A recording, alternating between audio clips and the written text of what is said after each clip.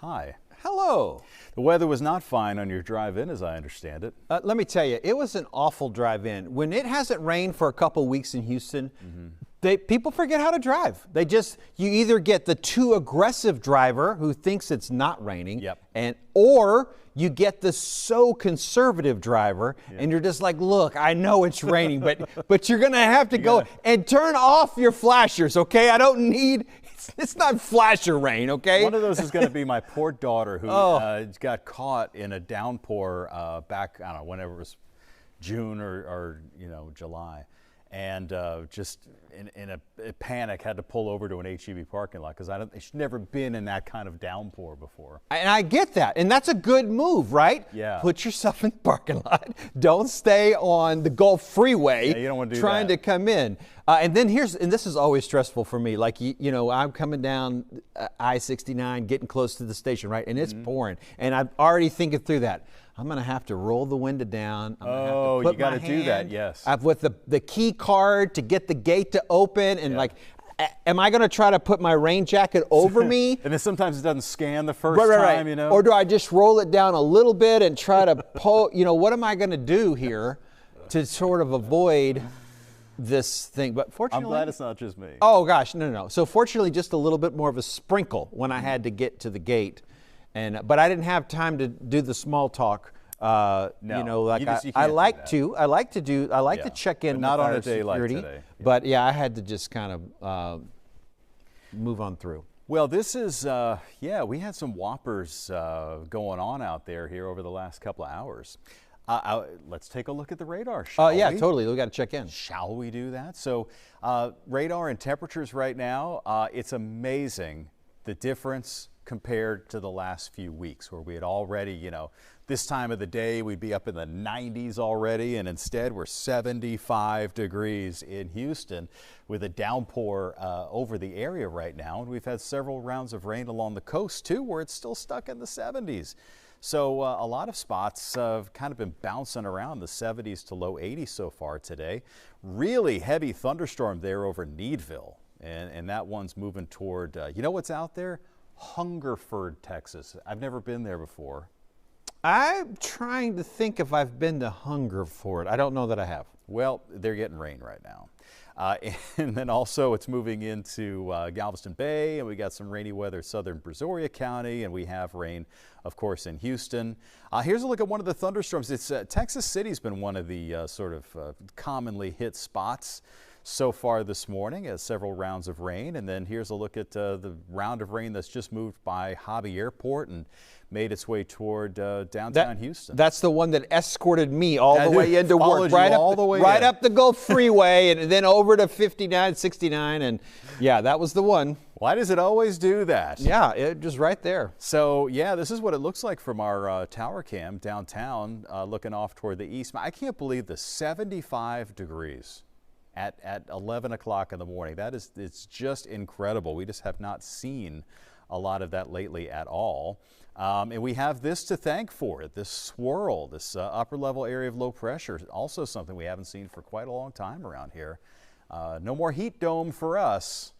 Would you characterize the rain that we're seeing today as tropical downpours? Because I say that because this isn't a tropical system. It's an upper level low, so it's not a tropical, but yet it's because of the Gulf of Mexico, right? I would say yes. You're okay with that? I'm fine with that. With tropical downpours? I did refer this morning to a tropical plume. Yeah.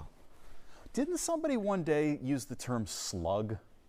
Remember that? A slug of moisture? Yes, I do. A slug of moisture. Who said that? Somebody said that a while ago, and we said, God, we've never used the term slug of moisture before. That's a forecast discussion from the National Weather Service right probably, there, right? Yeah, it probably was. It was one of those things like slug, so we kind of had to look it up a little bit, and so anyway, we decided that I guess it's a thing. So this is what's going to be with us here for a while, everybody. So it's going to stay pretty kind of off and on, kind of rainy. This was the forecast rain from the Weather Prediction Center, the WPC, and it's showing, sort of a broad area of like 3 or 4 inches of rain. And this is through Sunday, so we're several this days. is probably even underdoing it a little bit. I mean, any individual cell obviously is going to drop a lot. So, off and on rain, not as hot. That's about what we're looking at for the day today. So, but there have also been, I need to send a text to my friend. You remember Patrick Blood with the National Weather Service? Sure. So my friend Patrick, he was at the local National Weather Service office, and then he made quite the move up in the Weather Service going to Honolulu. Talking about forecasting with friends, that's what we need to do is get him on the phone. Or we need He's to in Honolulu now? He's in Honolulu. But he didn't go from Houston to Honolulu, did he? Yeah. Oh, wow, I missed that. But they just got hit with sort of the outer rain bands of, is it Hone? Yeah, I don't know. Hone. See, 'cause I looked at the pronunciation guide. It's a hurricane. It looks like Hone, but then it was like, I didn't know if it was Hona. Hona. I think it is probably a little Hona, but I didn't want to say it the wrong way. Hone. It's a Hone. little bit of that, I think, too, as well. But I'll tell you, the Big Island of Hawaii is where most of that, where the worst of what happened took place. Lots of flooding there, dangerous winds, and Fox Weather, Robert Ray is not going to be there. He's not going to turn down an opportunity to check out on a hurricane. So did not make a landfall, but Robert Ray was there in Hawaii. Hone, once a tropical storm, then turning into a hurricane overnight. And take a look at this, if you can. Lloyd Alford behind the camera. The light came up here about 6 a.m. on the Big Island here in Hilo, about 40,000 people.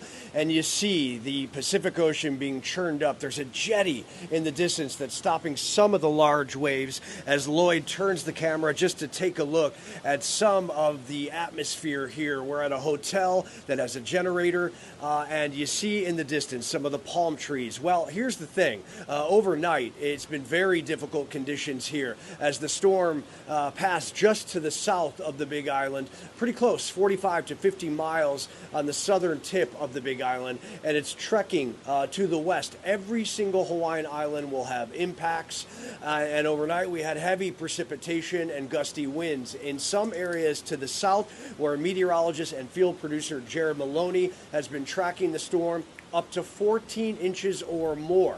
Here in Hilo, we're approaching 6 inches, and that will continue throughout the day. We'll get more throughout the day as these outer bands continue to come in. Problem is road closures and mudslides down on the southern edge where the Hawaiian Beltline is just south of the black sand beaches. Road closures blocked off because of the flooding. We're not 100% sure as to whether there's mudslides down there. We got to get our eyeballs trained on that. So we are going to go head down there and take a look for ourselves. But if that's the case, those hilly sides with the rain and the winds pulling up the mud and breaking down trees and compromising those roadways. We could see flash flooding in towns like Hilo. Again, 40,000 people here. Could potentially see that. Power outages continue to fluctuate in the thousands all morning, and they will likely do that throughout the day. As Hilo we're bracing here for more precipitation. The beaches and the parks are closed. Officials have done that to keep people out of the water. They do not want people, surfers out there in those rip currents, and they want to keep people safe. The governor of Hawaii has an emergency declaration in place to help bring in resources if need be for some of these communities that may be cut off from the road closures. So potentially National Guard will be in play, and there are also shelters set up all up and down this eastern coast and in the southern area. Red Cross always here to help, that is certain. So Hawaiians are hunkering down. Every single island will feel the impacts as the storm continues to trek west. And to think, there's a trio of storms. We have this system, and then we have Hurricane Gilma, and then we have an invest in the eastern Pacific. Hawaii really just taking it on the chin here on this Sunday. Normally it's paradise. Not so much today. Back to you. I didn't know they hunkered down in Hawaii. Apparently they hunker in Hawaii. They hunker there too. I want to point out that was from a report from last night. from Robert Ray. Then, so it's a little dated. He mentioned the area of Invest. That has become a tropical storm. That's Hector that he was referring to. And at this point, I'm not sure. It's not real confident that those other two storms are going to hit Hawaii. Gilma's going to close. Yeah, Gilma's going to weaken because of the cold weather and some upper level winds. But you know, it's still active, very active in the Pacific. Very active in the Pacific, and not so much in the Atlantic. It's just, and we'll, you know, give you a look at that a little later in the show. But gosh, it seems like it's just out there, just cooking. You know, and you know what I mean? It's preheating. Yeah, like preheating the oven. And so, come September, you know, there's got to be some day of reckoning. I just hope it doesn't involve us. So.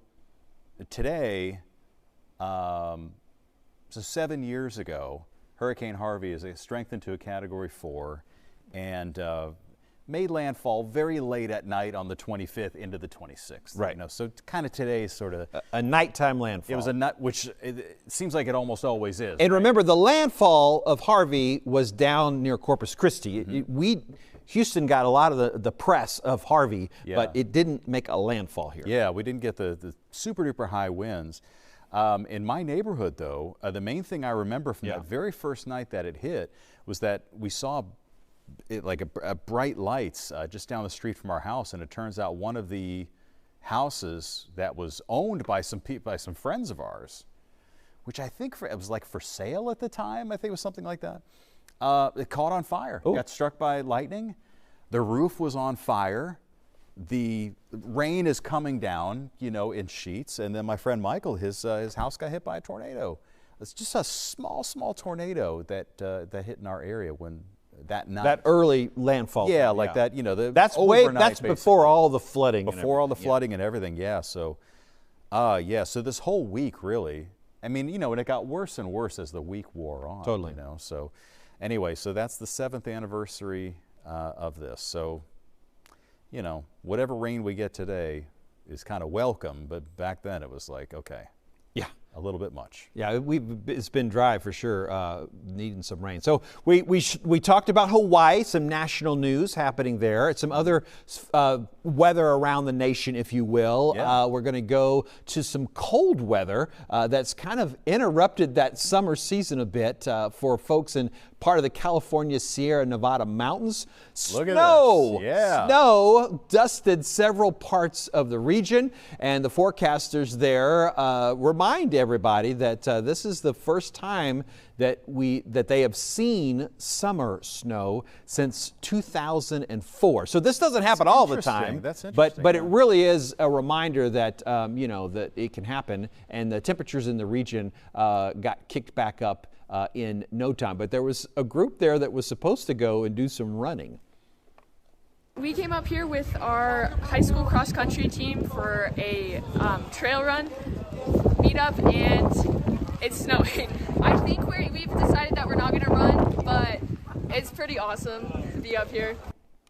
I'm a little, I would have run if I went all the way up there. But again, this is a reminder that really the snow can fall any time of the year if conditions are just right for that part of the country. And they were just right. And we'll definitely see those temperatures get, you know, moved back up again. But that is something that, Tom Ziska and I were talking about it last night. We're like, you know, if I'd have gone all the way up there, you got to do a little bit of running. Get it in. It was kind of wet snow, you know, it's just like a glorified rain. Right, totally. I guess technically snow. So this next story, these astronauts that are in space, right? These two astronauts were supposed to be up there for, I think, 8 days. Not long, a week, basically. And they're going to be stuck up there for a grand total of something like 8 or 9 months. When all was said and done. So this has to do with the faulty Boeing Starliner, had a helium leak or something. So NASA was going to take the chance of bringing these two astronauts back down to Earth in Boeing's capsule, but now these two are going to have to wait until February. It's not like next week. No. Like, yeah, you're going to be up there, we'll come get you next week. No, till February. So our sister station in New York has more on the tech issues that are delaying the astronauts' return to Earth. In July, when we heard from astronauts Butch Wilmore and Sunita Williams, they were optimistic Boeing's Starliner could get them back to Earth. I have a real good feeling in my heart that the spacecraft will bring us home, no problem. Human spaceflight is not easy in any regime, and there have been multiple issues with every spacecraft that's ever been designed. After months floating in space, those hopes are gone. On Saturday, NASA had a formal review of all the technical issues haunting the Starliner.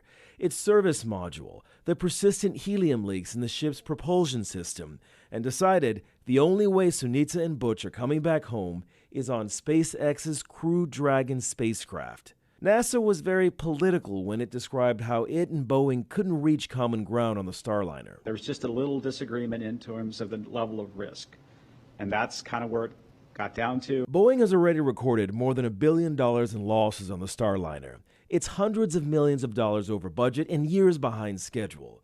Members of NASA's team described the clash of ideas between Boeing and itself as tense discussions and acknowledged both sides have some work to do to keep its team together. Boeing did a great job building a model. Now, the question is that model good enough to predict performance for a crew? We have had mistakes done in the past. We lost 2 space shuttles as a result of there not being a culture in which information could come forward. Those comments were a nod to the 1986 Challenger explosion and 2003 Columbia disaster, tragedies which claimed the lives of 14 astronauts. In a statement on X, Boeing says, "We continue to focus first and foremost on the safety of the crew and spacecraft. We are executing the mission as determined by NASA, and we are preparing the spacecraft for a safe and successful uncrewed return." Those are some tough, hardy people. Sunny, her husband said this is her happy place. So she didn't seem to be too upset yet that she's going to be stuck up there till February. I just figured they're going to run out of things to do at some point. Because, you go up there with assignments and experiments, tasks. But I would say after a couple months, you're like, okay, well, what else am I going to experiment? They had 8 days worth of them, right? And now they're going to be there 8 months. Yeah, I mean, I have enough food and everything. I mean, like There's so many questions. That's just hopefully they brought some of that freeze-dried steak that you had last week. Maybe a little freeze-dried steak is going to be good. All right, we're running long on our A block here, so we're going to take a break. Be back right after this.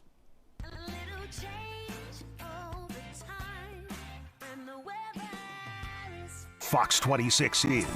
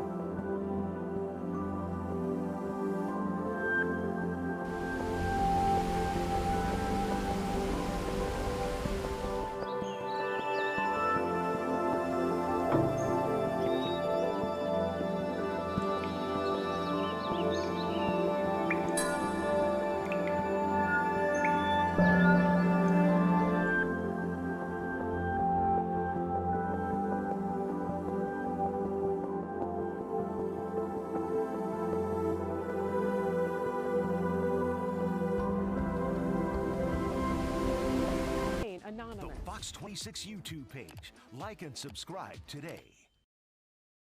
A little change over time, and the weather is fine. And we're back. So still picking up the pieces after Beryl, if you can believe that. Yeah, there's a lot still to pick up. It's crazy. So, and a lot of it's sort of like people just need to vent. Right, About sure. some of the stuff that didn't go right. So weeks after Hurricane Beryl impacted millions of their customers, CenterPoint Energy has been hosting community meetings throughout the coverage area. And they're going to continue to kind of go for a while. Fox 26's Sherman DeSalle reports from a recent one in Pasadena. So the CenterPoint CEO recently said that we've heard the calls for action and we're taking that action right now. One of those efforts are through community meetings right here in Pasadena at the community center. It was focused on customer feedback and asking the customers, how can we improve? They had that set up Thursday night. It was set up kind of like a science fair. Each booth showed how they're committed to change. In August, we launched an initiative called the Greater Houston Resiliency Initiative. And that's to improve our resiliency in the system, also our communications with our stakeholders. We're on track to accomplish all the goals that we had for the month, including installing 300 trip savers and replacing 1,000 wooden poles with fiberglass poles. And we're on track also to clear the vegetation from 2,000 miles of electric lines. We asked a few residents what they thought and what they were concerned about. Concerned about the lack of response in this last one and see what we can do as far as feedback to the company. What do you think about the changes that they're trying to make? I don't know. What changes are you trying to make? Well, they first off, over here on the far left. I didn't left. go over there. Oh, you hadn't? Come on, let's go over there together. Let's go check it out. So from we have been told that CenterPoint is, they have a list of things that they're going to be doing that's going to improve their overall system and their experience with the customers, right? They said that it's a list of 40 things, and they have it broken off into done, almost done, will be done. Generally correspond to larger outage events. They also have a new outage map system. It addresses a lot of customer issues. This is showing you the impacted area of the outage. It's showing you the number of customers that are impacted. It's giving you an estimated restoration, and it's also telling you that the crews are on site right now. Okay. So that's a lot more details. A lot more detail. That's really the things that people were talking about. Yes. Okay. Yes, we heard. And so that new outage map updates every few minutes as well, something that a lot of customers will be happy to hear. So this is the third of 16 planned meetings across their area for CenterPoint. You can find out where those details are, when they're going to be meeting, and even more information on what they've been doing in their Resilience Initiative plan on Fox26Houston.com. Reporting from Pasadena, Sherman DeSalle, Fox 26 News. Sherman is great. Oh, he's a solid. Yeah, he really is. Sure. He's great with the folks too. Very personable, very nice guy. Hey, I saw this video this morning. Yeah. I said, we got to show it in forecast. Got to have it. All right, so you cannot hunker down in a storm if you're dangling 240 feet in the air. Oh my goodness gracious. So this is the scene from what's called the Supergirl Skyflight. This is at Six Flags, Mexico. Oh my God. Last week, the riders were holding on for dear life for 10 minutes before the operators were able to lower the ride. Fortunately, nobody was hurt physically, but that's got to leave a mental scar. That might keep you off of any kind of swing for a while. No, the wind, the rain, it looks cold. It's just... I'm thankful they're not like swaying around too much. Yeah. Although, I mean, they're strapped in, right? Nothing's going to happen to them? Somewhere, though, somebody is saying to the other one, I told you we shouldn't have done this. This was a bad idea. See, this is why, like, my wife will never let the kids get on rides like this. We've done it in the past, but I think it was one of these things. Not a fan. Yeah, like it was some similar story came up. She's like, you know what, forget it. It's not worth it. Never again. There's no reason to do it. So now you have another reason to tell your kids no. All right. If you don't want to buy the tickets for that ride. All right, so we got a couple minutes, I think, coming up after this for a quick look at what's happening outside and maybe a little quick glance at the tropics, I think. We'll get it covered. Yeah, we'll get it covered after this.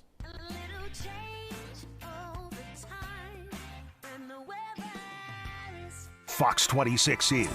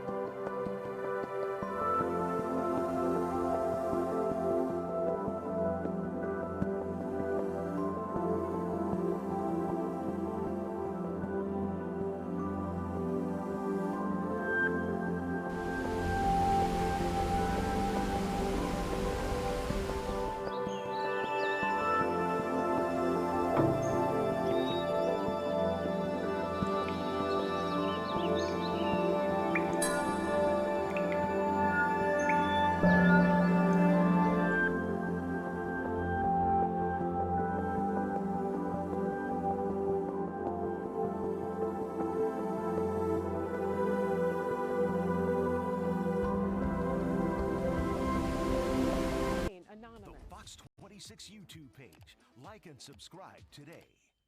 A little change over time, and the weather You gonna do a noon today? Stick I'll around play for along. the news at noon because we're going to be tracking a lot of heavy rain for you. We've got a heavy downpour over the Bolivar Peninsula. A round of some big thunderstorms are moving towards you in Hockley, in Magnolia, and in Tomball, and really a rough drive on 290 this late morning, early afternoon. More heavy stuff there moving through East Bernard. And the tropics right now are quiet here in the Gulf of Mexico. But there's a lot to talk about in the extended forecast with a big pattern change moving into Texas all week long. So meteorologist John Dawson will be up in about 30 minutes with your forecast.